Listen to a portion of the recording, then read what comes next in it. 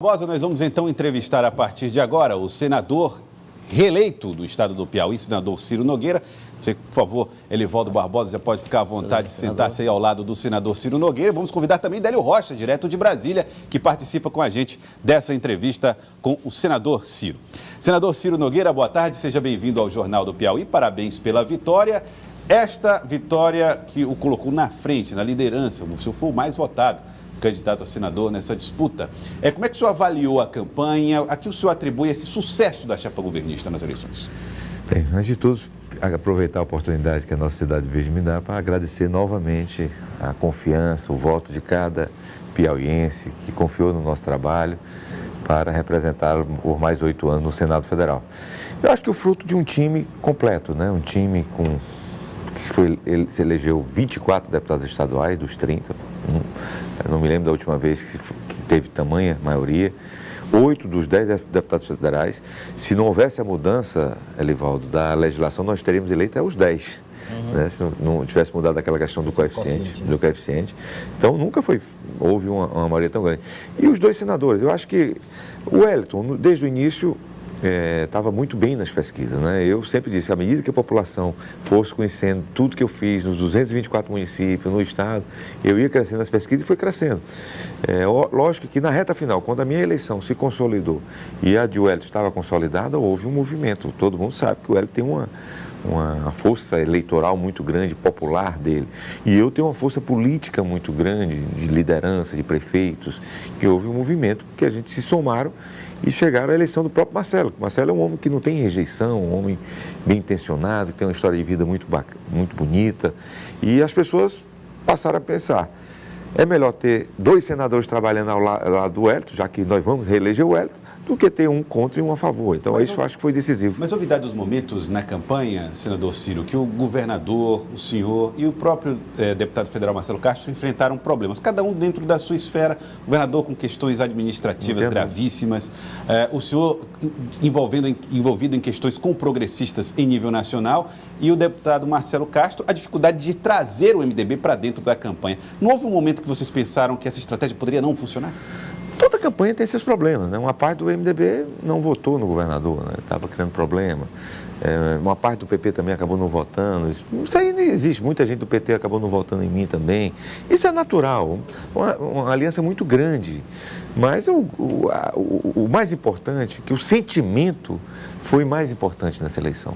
Sentimento de um time unido, uma chapa unida ao extremo. Eu e o Wellington.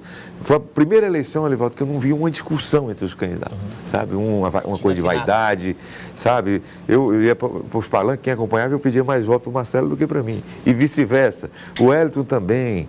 Então, foi uma união muito grande que nos levou à vitória. O progressista saiu bem fortalecido nessa campanha, senador. Graças a Deus. Tem uma ideia, elegeu o senhor, reelegeu o senhor, elegeu 2 deputadas federais e a bancada saiu de 1 eleito em 2014 para 5 parlamentares estaduais, além da estrutura que já conquistou em 2016 na eleição municipal. O que esperar, então, das expectativas em relação ao progressistas no estado?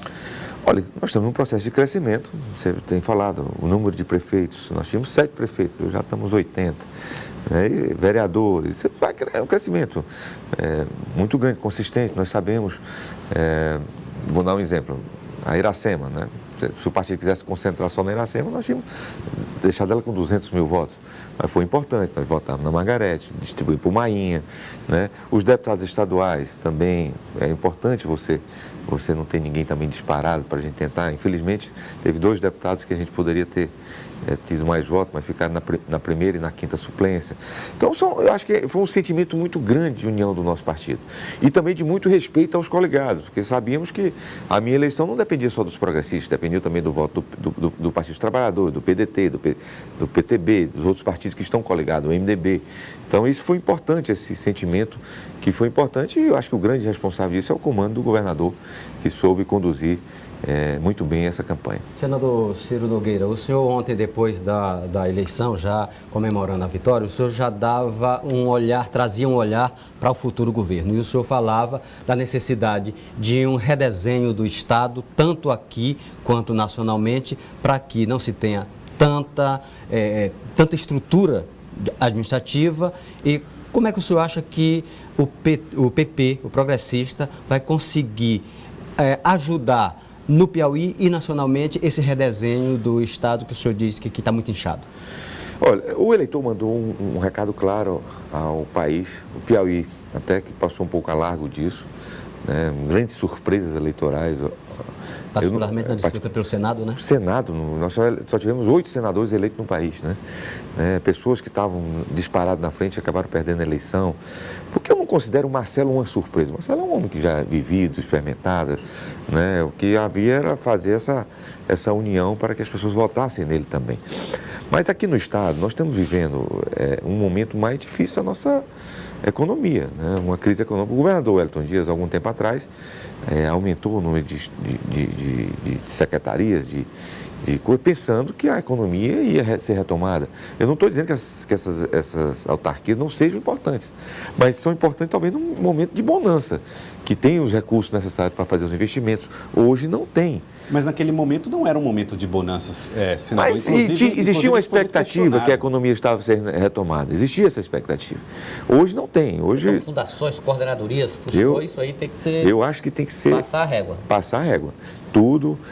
Não só em secretarias. Nós temos também aqui, não é só o executivo que tem que dar o exemplo, não. Todos os poderes. Judiciário tem que diminuir seus custos. Legislativo do Piauí tem que ser um corte radical. Nós não podemos ter a Assembleia Legislativa mais cara do país. Não tem como mais ficar aquela estrutura monstruosa do Legislativo hoje. Nós temos que reduzir. Senador. Nós não podemos ter, Fenelon, tem sentido a Assembleia Legislativa do Piauí ter 90 metros de distribuição, 80 metros de distribuição? O que é que esses médicos estão fazendo lá? Nós temos que ter uma cultura, Livaldo, aqui no Estado, que o partido vai ser radical quanto a isso. Eu já comuniquei ao governador, acho que ele tem que reunir os 3, 4 poderes para que a gente tenha um foco em beneficiar quem trabalha no nosso Estado. Hoje é o contrário. Hoje você tira um policial das ruas, que devia estar na rua, que passa o dia trocando tiro com bandido, aí tira ele, bota à disposição de um gabinete, ele vai ganhar mais lá. Não existe. Você tira um professor da sala de aula para ganhar mais, para não trabalhar em outro local. A coisa que mais me irrita, me perdoe, as pessoas me procuram, é pedir disposição. E a grande foco é disposição para não trabalhar. Não tem, nós temos que acabar com isso. Eu acho que o governador tem que chamar os 4 poderes, policial tem que voltar todos para a rua. Olha, o que eu fiquei assustado, gente, quando eu percorri as ruas de Teresina, no interior todo, com o nível de insegurança que nós temos hoje na nossa capital. E não é um problema só do Piauí, não, é um problema nacional. Nós temos que ter recursos para investir nisso. Senador. As pessoas têm que voltar, os policiais têm que voltar para as ruas, para policiar as ruas. Eu achava que nós tínhamos que cancelar todas as disposições no Estado para as pessoas voltarem para seus empregos de origem, para prestar serviço ali onde eles foram concursados. Senador, discutir essa possibilidade de redução de cargos um dia depois da vitória nas urnas não pode indicar para o eleitor que a criação desses cargos foi um objetivo de atrair partidos para a formação desse grupo político? Não, até porque esses partidos já estavam na base. O MDB não estava. O foco, não, mas quando ele foi criado não foi até. O MDB já desde o início do governo já estava apoiando o governo. Não foi agora. O MDB não passou nem 2 dias na oposição, já veio logo no início. Não vamos colocar isso aí, não foi para atrair, não. O governador queria criar a secretaria para desenvolver determinadas áreas. Foi uma tentativa muito importante, mas não deu certo. Não deu certo, nós temos que dar um passo atrás, nós temos que fazer agora por necessidade. Ou nós fazemos as coisas ou por oportunidade ou por necessidade. Nós temos a necessidade, porque senão o Estado vai atrasar salário. Nós temos um problema seríssimo de previdência no nosso Piauí, que cresce a cada dia. Consulte o secretário de Segurança, de Fazenda, que ele diz o que é que está crescendo a questão dos inativos aqui no Piauí. Como foi a reação do governador quando o senhor colocou essas situações? Ele concordou, até porque isso é uma opinião de um aliado, uma pessoa que quer que o governo dê certo. Eu estarei com o governador, qualquer decisão que ele tomar, mesmo que ele não queira implementar, nós vamos ser voto vencido, achamos que está errado, nós temos que fazer isso, mas é um papel de um aliado que quer que o governo dê certo. O governador tem uma meta fantástica, é o único governador, talvez um dos poucos do país que vai governar o Estado por 4 mandatos, mas o nível de exigência vai aumentar. As pessoas não vão ter o mesmo nível de tolerância com o Hélito de uma pessoa que está começando o mandato pela primeira vez. Isso aconteceu com o Firmino, vai acontecer com o Hélito. Então, eu noto que a população quer que o foco do Estado seja prestação de serviço para a população, não aumento de estruturas para beneficiar o quadro político. Vou falar com Délio Rocha, direto de Brasília, que tem também perguntas ao senador. Délio.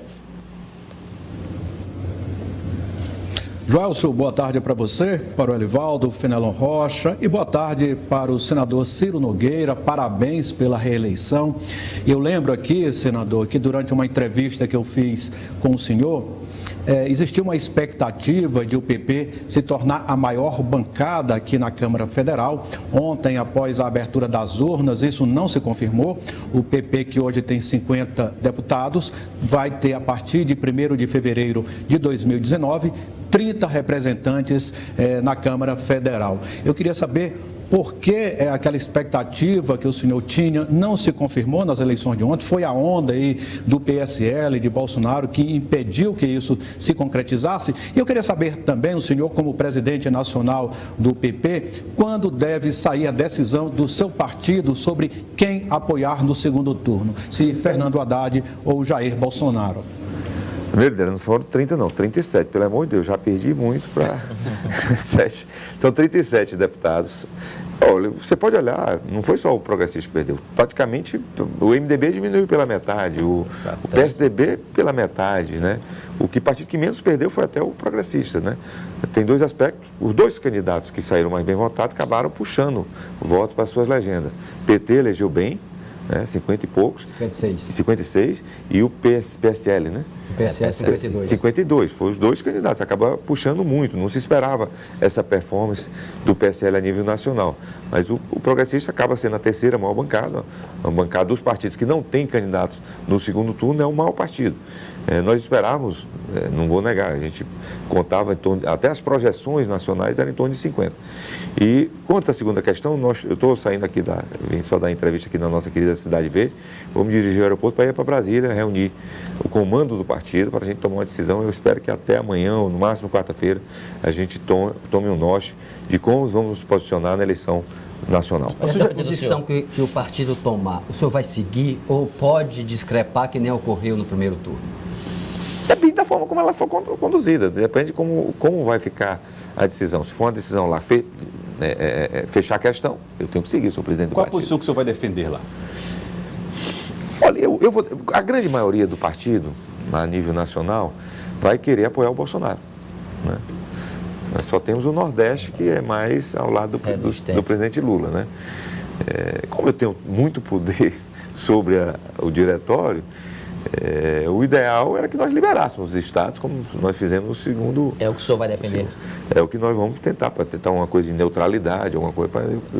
Eu gostaria muito que não... Porque, olha, gente, essa é uma eleição que não vai ser decidida por partidos. Não vai ser decidido apoio de tais partidos, não. O eleitor, nessa decisão, eu acho que o ideal é deixar ele livre para votar sem amar. Eu acho que até então, os partidos hoje vão até prejudicar. O grande atrativo do Bolsonaro é esse discurso que ele tem, que não quer apoio de ninguém, que não quer apoio das máquinas partidárias, apesar do dia seguinte ele vai estar atrás desses partidos para governar, não tenha dúvida. E já chegou a procurar pelo progressistas? Não, dos dois lados estão procurando, né? Então, tem membros procurando o partido, né? Dos partidos que não estão no segundo turno, é o maior partido.